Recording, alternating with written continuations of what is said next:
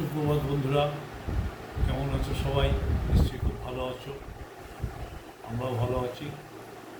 রোজকার মতো আজ আবার ডাইনিং টেবিলে বসে গেছি দোকান সাজিয়ে নিয়ে। চলো দেখা যাক আজকে মধ্যাহ্নভোজে আমার জন্য কি কি আয়োজন করা হয়েছে।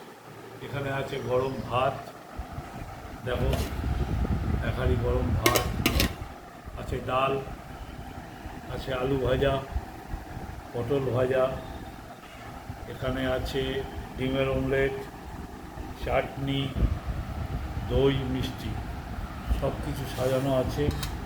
সব কিছু নিয়ে বসবো। আর আছে মাছের রাজা ইলিশ, ইলিশ ভাপা, দেখো ইলিশ ভাপা, দেখেছো? আজকে এই নিয়েই মধ্যাহ্নভোজের থালি সাজানো হয়েছে আমার জন্যে। এবার এক এক করে সবই খাবো। সুতরাং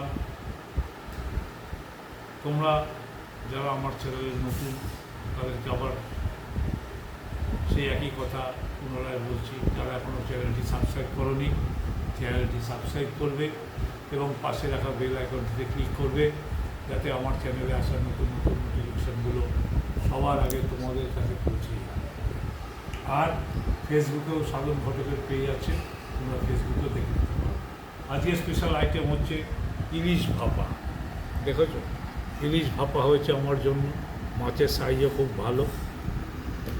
এই দেখে মনে পড়ছে একটা কবিতা, ডাল আছে, ভাজা আছে, আর আছে ইলিশ, এখন সবই খাবে একজন অবসরপ্রাপ্ত পুলিশ। বুঝেছ?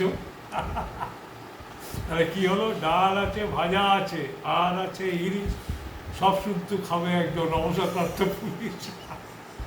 ঠিক আছে, ভালো থাকবে। আমার একটু এগুলো বলতে ভালো লাগে, তোমরা কে কী মনে করবে জানি না, বা তোমাদের কার কীরকম লাগে কমেন্টে জানাবে। যে কবি তো হতে পারলাম না, এই খাওয়ার টেবিলে বসে ছন্দ মিলিয়ে দুটো একটা কথা বলি। ভালো লাগলেও বলবে, খারাপ লাগলেও বলবে। ঠিক আছে, আজকের ভিডিওটা এখানে শেষ করছি। সবাই ভালো থাকবে, সুস্থ থাকবে।